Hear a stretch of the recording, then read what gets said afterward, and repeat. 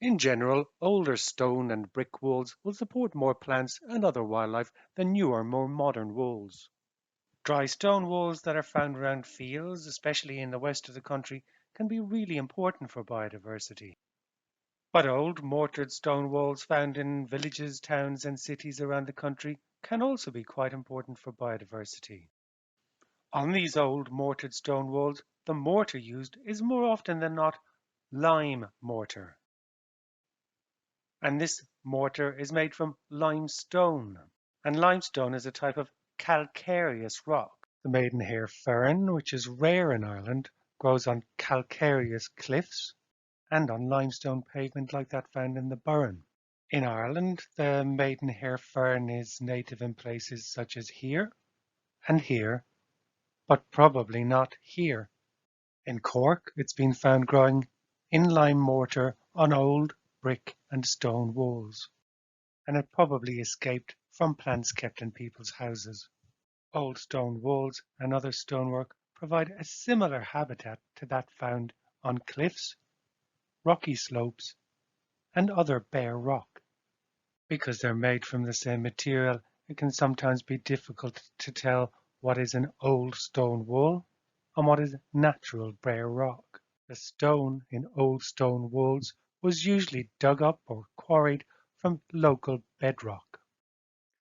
Old red sandstone and Carboniferous limestone are two of the most common bedrock types in County Cork, and they can often be seen in walls and buildings in Cork County and City. Old red sandstone is acidic, whereas limestone is basic or alkaline. Whether a bedrock is acidic or alkaline will affect what types of species can grow on it, and in some cases, even what they look like when they grow on it. The top of a wall may be very dry, whereas the bottom of a wall can be quite damp or wet, and different sides of a wall can look very different depending on whether they're facing north, south, east, or west. Spleenwort ferns are a group of ferns that in Ireland naturally grow on cliffs, rocky slopes, and other bare rock. So they will quite happily grow on stone walls in villages, towns, and cities.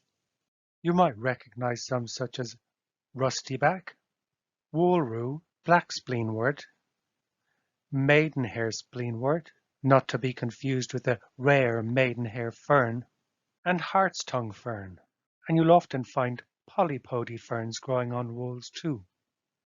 As well as the spleenwort ferns, other native plant species found growing on walls in Cork include the very common herb robert, the much less common round-leaved cranesbill, rue-leaved saxifrage, mouse-ear hawkweed, biting stonecrop, and fern grass. You can see the fern grass is photobombing the biting stonecrop in the photograph on the left. You'll find lots of non-native plants growing on walls around Cork City and County as well. One of them is the ivy-leaved toadflax. Another is red valerian, white stonecrop, the Adria bellflower, and Aubrietia are all species that are probably originally planted in gardens. Stone walls and other stonework is a habitat type that's listed in A Guide to Habitats in Ireland. A Guide to Habitats in Ireland lists habitat types that can be found in Ireland. It was produced by the Heritage Council and is free to download from their website, the National Biodiversity Data Centre website, and the National Parks and Wildlife Service website. And you can probably find it other places too.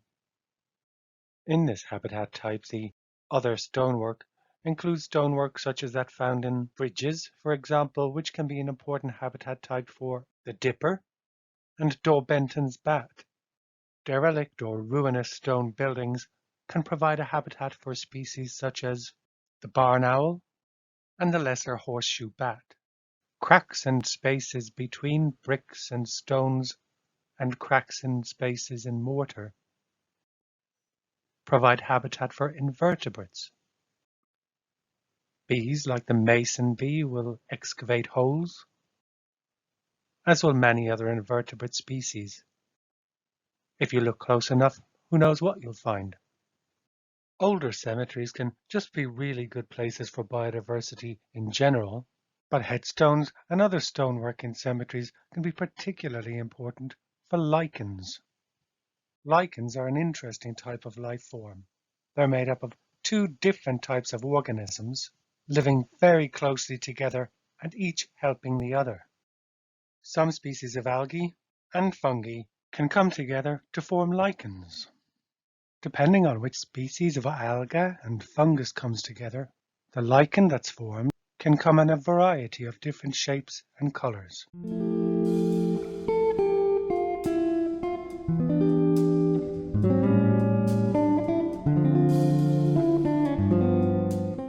Some lichens can live for a very long time, some species for thousands of years. Some estimate that one particular species of map lichen might live for over 8,000 years. We've said that derelict or ruinous stone buildings could be good for biodiversity, but old stone buildings that aren't derelict or ruinous can also be good for biodiversity.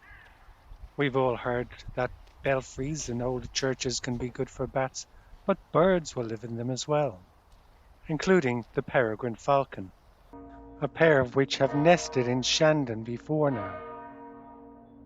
The materials used in buildings and the way we build them has changed over time, and this is maybe a good thing as very modern buildings are more and more energy efficient, but they can be quite plain and lack the nooks and crannies and crevices and cracks and other details that are useful for wildlife.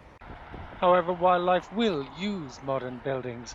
I've certainly seen peregrine falcons using the county hall on Carrigrahan Road. And barn owls will very happily use quite modern barn buildings. And modern houses will be used by some species. One very obvious example is, of course, the house martin that arrives from Africa from mid-March and will build nests from mud in the eaves of roofs, but it will nest in other places too.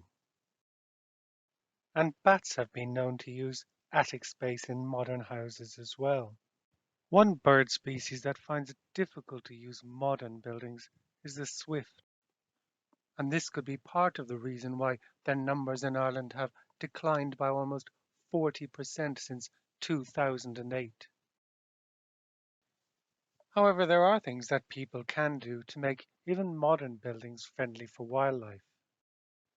On their website, Birdwatch Ireland have got a great resource called Wildlife in Buildings. It talks about the different types of species that use buildings, the types of buildings that they use, and also advice on what you can do to help wildlife in your home. You can download the information and advice booklets from their website. And on the website, there's another really great booklet called Saving Swifts, with information on how you can help swifts, including advice on how and where to install different types of swift nest box. And the Birdwatch Ireland website also has information on other nest boxes that are suitable for homes and gardens too. Most houses will have a garden, and regardless of whether it's big or small, doing a little bit in your garden to help nature and biodiversity can have a big impact if everybody else does a little bit too. Leaving slightly longer gaps between when you mow your lawn means plants can flower longer, which means more food for bees, hoverflies, butterflies, and many other insect species. Leaving grass to grow longer in a corner or along a wall are simple, low-cost ways to get a pollinator-friendly garden. And you can find more details on these and other pollinator-friendly actions for your garden on the website of the All Ireland Pollinator Plan, pollinators.ie.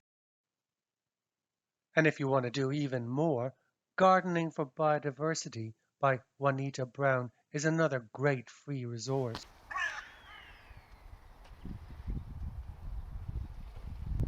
It's got tips on how you can encourage wildlife into your garden and look after it when it's there.